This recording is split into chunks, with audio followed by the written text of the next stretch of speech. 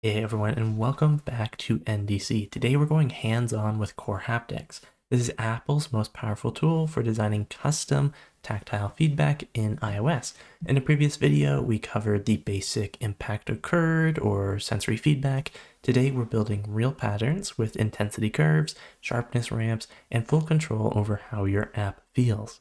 Real quick, I do want to mention, anytime we're dealing with haptics, you will need your actual device to test on it, and it will need to be an iPhone because the iPad unfortunately does not support haptics, so you will want your actual device to test with these. Okay, starting off in Xcode, I'm going to be creating a new iOS template project. We're going to be doing SwiftUI, and let's go ahead and call this one Core Haptics Test. You can, of course, add this to any of your existing apps. All right, inside our fresh SwiftUI project, we're not going to be dealing with the content view quite yet. Instead, we're going to be making a new empty file. And let's go ahead and call this one HapticsManager. We'll do .swift. Cool. We're going to be importing two things. The first one is foundation, and the second import is going to actually be those core haptics. The Core Haptics provides access to the CoreHapticEngine, which has events and some parameters. We're going to be utilizing that a lot today. So we're going to be creating a new class, and let's call it HapticsManager, just like the name of our file suggests. We're going to go ahead and add a brace. Just as a note, Core Haptics is available on any devices with a Taptic Engine, so any modern iPhones. Simulators don't support it yet, which would be kind of interesting because like your Mac would have to like vibrate. Anyways, let's go ahead and create a private var in our class. And we're going to call it engine. Now this is going to conform to our CHHapticEngine, and this is going to be marked optional. It's optional because the engine creation can fail. So if there's any unsupported hardware like an iPad, we're then going to need an initializer. We're in a class after all, and we're going to be preparing haptics. Now this is a method we have yet to create. Essentially, we want to be calling this at the app start to reduce any latency when it's first playing a pattern. Outside of this initializer, let's go ahead and actually create that private func, and we'll call it prepare haptics. This is going to be preparing and starting our haptics engine essentially. And we're going to be using a guard statement. We essentially want an early out if the device doesn't support any core haptics. On unsupported devices, we'll essentially want to do nothing. So we're going to create the guard and look at the CHHapticEngine. From here, we're going to be looking at the properties, and we have tons of different properties we can actually access here, but we're going to be looking at the capabilities for the hardware. So it's going to essentially look and see, okay, can this device support the haptics, yes or no? If we look at the supports haptics, this is a Boolean value. So if it's true, we can go ahead and continue on. Otherwise, in the case that it's false, so we'll do an else, we will just return. Again, we're essentially allowing this to check the device to see if it does have any haptics capabilities. If it does, we'll go ahead and continue on with our code. If it doesn't, we'll be just returning out early so nothing funky happens. Okay, afterwards we're going to have a do, and we want to create a new engine instance. So we're going to have our engine, and that's going to equal the try CHHapticEngine with the empty parameters. Then we're going to start the engine so it's ready for immediate playback. We're going to do the try engine dot start with our empty parameters. Outside of our do, we will need a catch. As we can see, the errors are not handled yet. So in production, you can consider logging or disabling haptics gracefully. For our purposes today, we're just going to print that the haptic engine failed to start. And we can actually interpolate that error within string interpolation, and we'll have our error.localize description. Okay, cool. So that is our prepare haptics method. Next up, we're going to be playing a custom pattern, and I'll kind of tell you some tips how to actually create your own custom pattern. For ours today, we're going to be making a custom pattern with a sharp transient click followed by short continuous vibrations that kind of fade out. So we're going to create a new function or method, and we'll call it play CustomHaptic. Nothing within the parameters yet. We're once again going to be verifying that our haptics work, so we can actually copy and paste our guard from above. Again, we're just checking to make sure it supports the hardware. If it doesn't, returns. If it does, we can move on to the next part of the code.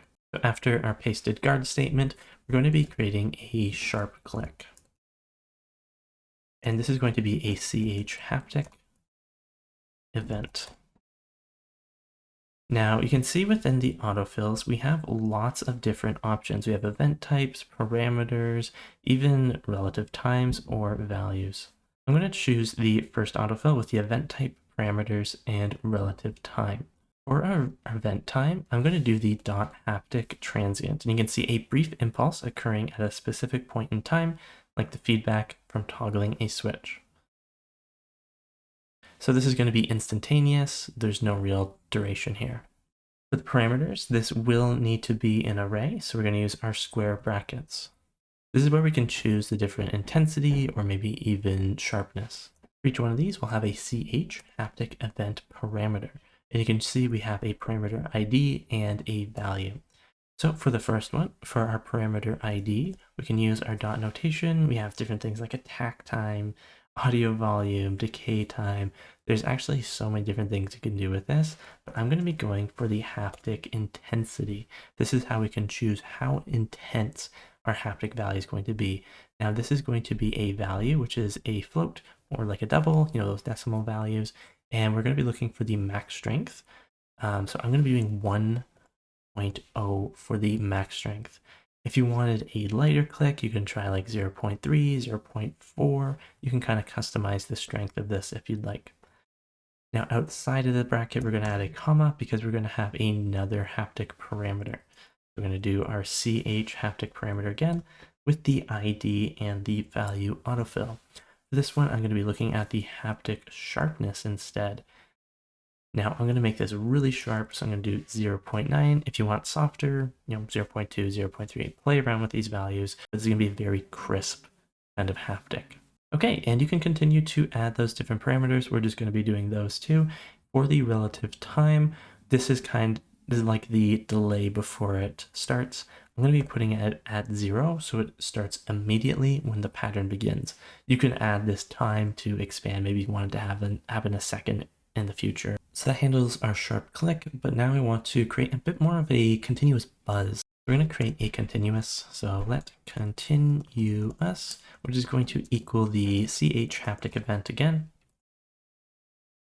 Once again, we were going to want that event type, parameters, and the relative time. For the event type, we're going to be doing the .haptic continuous. For the parameters, once again, we're going to want those square brackets for our array. We're going to have our CHHapticEvent parameter. Again, we're going to be using the ID, so this one's going to be the intensity of it. For our value, I'm going to make it 0.5 so it's not too crazy. I'm going to add another CHHapticEvent parameter, and this is where we can do the sharpness. I'm going to do it pretty soft because it's kind of like this continuous buzz. I don't want it to be like too crazy. So for our haptic sharpness, our value is going to be 0.3.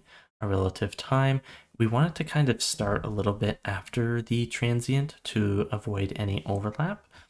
So I'm going to actually set this to be 0.02, which translates to 20 milliseconds. Now, if you'd also like to, because we're doing a continuous buzz, you can actually add a comma afterwards and add a duration. And I'm going to set this to 0.4. So this is going to be the total length of the continuous buzz. If you want it shorter, if you want it longer, you can kind of experiment by changing this duration number. All right, we're almost done, but I want to add a little bit more customization. I want to add a fade out. And for this fade out, this is going to be a parameter curve that fades the intensity of the continuous event down to 0. So it gives it a little bit more of a polish. And this is going to equal our CHHaptic parameter curve. There we go. Now for this one, we're going to be looking at the parameter ID, control points, and relative time. For the parameter ID, we can always do our dot notation. I'm going to be looking at the haptic intensity control. This is going to control the intensity over time. This is really good for matching events. For the control points, this is once again going to be an array, so we're going to use our square brackets. We're going to have control points, and these are going to be time and value, pairs relative to the pattern start. Within this array, I'm going to be adding the CHHaptic parameter curve. Now I'm just selecting the first one. We're not going to be adding any additional autofill. Instead, we're going to be doing a property on this parameter curve. We're going to be looking at the control point. So we're going to be including the relative time and the value, as I mentioned before. The relative time, this is how we can kind of start at the engine's initial intensity. So we had set this to be a 20 millisecond. As we can see here, 0.02. So we're going to set this to also be 0.02. And for the value, we're going to set it to be 0.5, as we've done with the continuous as well. Still within the square brackets, we're also going to be adding the endpoint. So we've added the start on the parameter curve.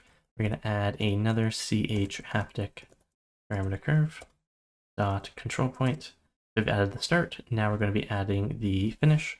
So we're also going to be wanting the relative time and value. So when it's all done, so this would be at, we're going to have to do some quick math here. So if we start at 0.02 and our duration is 0.4, then our finish should be 0.42. I'm going to add those values together because we don't start until that time. So our end time would be 0.42. So 0.42. And then our value is going to be 0.0. So essentially we've set up the start. Again, we're lining it up with this continuous here, with the values and everything. And at the very end, we want it to completely fade out. So that value is going to drop all the way down to 0. For the relative time, when do we want to start it? Well, we're going to be at 0. We've already kind of added that delay here. So essentially we're curving the timeline base so it aligns with the pattern start. That's probably the most difficult thing we're going to have to cover today. So hopefully you're able to grasp that. Outside of the brackets, we're going to add a do brace and then followed by a catch. Essentially, we want to combine the events and curves into one single pattern that we can just call upon. We don't want to be calling upon all three at the same time, right? So we're going to add a pattern. This is going to equal the try CHHapticPattern. And I'm going to choose the autofill with the events and parameter curves, as we've added the parameter curves above. For our events, this is going to be an array of all of our events. So we have our sharp click and our continuous. So within these square brackets, we'll reference sharp click, comma, continuous. Those are the two haptic events we're including in this one. For the parameter curves, again, it needs to be an array, even if we just have the one object, which is our fade out we've created above. Then we're going to create a player bound to this engine. So we're going to establish our player, which is going to equal try engine dot make player. Now you can see underneath we have make advanced player. So if you need precise scheduling or controls, you can make it the advanced player. We're keeping it kind of basic. So we're going to have the make player in our autofill with, that's where we're going to have our pattern, which is that custom pattern with the sharp click, continuous, and fade out. A couple errors, but we'll fix them real quick. We're going to add a try afterwards with our player dot start at time 0. We want to start right away. You can pass through a positive time value to schedule it in the future, but we kind of want that immediate feedback. Okay, our errors are not handled. That just means we need to add our catch. It's super easy. We can just add a print, if I could spell print, and we're just going to say pattern failed. And we can interpolate our error, not localized description. Okay, so that is our custom haptic pattern. Again, feel free to play around with these values. You just may need to math for the continuous if you're doing a fade out like we're doing.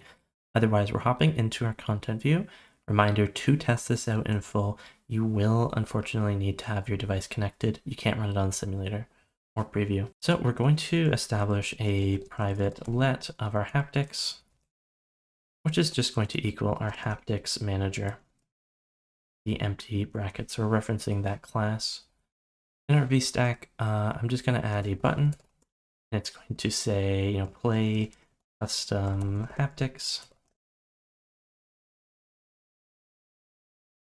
In our braces, we're going to have our haptics dot play custom haptic, and that's going to call upon that custom haptic that we had created. It's going to also add a button style so we can see it a lot easier. Okay, our preview is still loading, which is totally fine. We're not even going to be able to use the preview here. We will need to run this on a custom device so you can feel that custom tactile sequence. Okay, our build succeeded. It's just going to load on my iPhone, so it's not going to be much to look at. This is something that you'll need to test and feel for yourself. Okay, so I'm going to press the play custom haptic, and I can feel that custom vibration. Now this one, it is pretty quick. If you want to change the intensity, the duration, the fade out, etc. But it's cool. It kind of feels like I'm pressing something. And with that fade out, it kind of feels like it has that natural kind of resonance fading out. I was going to see if I could maybe just like put it on the microphone and press it, but that would probably sound pretty cursed. This is just something you'll unfortunately have to test out on an actual device for yourself. That kind of wraps up our haptics. Again, you kind of have to test it on a device to see and feel it to believe it. But I've included a link in the description below to my GitHub repository that has everything we covered today, full with comments, as well as a play audio synced haptic. So this is when you want to have sound and tactile feedback to hit at the exact same time. This is useful in games, music apps, or any UI confirmations. You can take a peek at that there. That's it for Core Haptics. Not that basic buzz anymore. We're using the real tools to design tactile personality into iOS. You can try experimenting with the sharpness, curves, even chaining events, or importing .ahap files for any crazy more advanced patterns. So have fun experimenting with custom haptics so your app feels truly unique. Otherwise, dream big, code bigger. Thanks for watching, and we'll see you in the next one. Have a great day.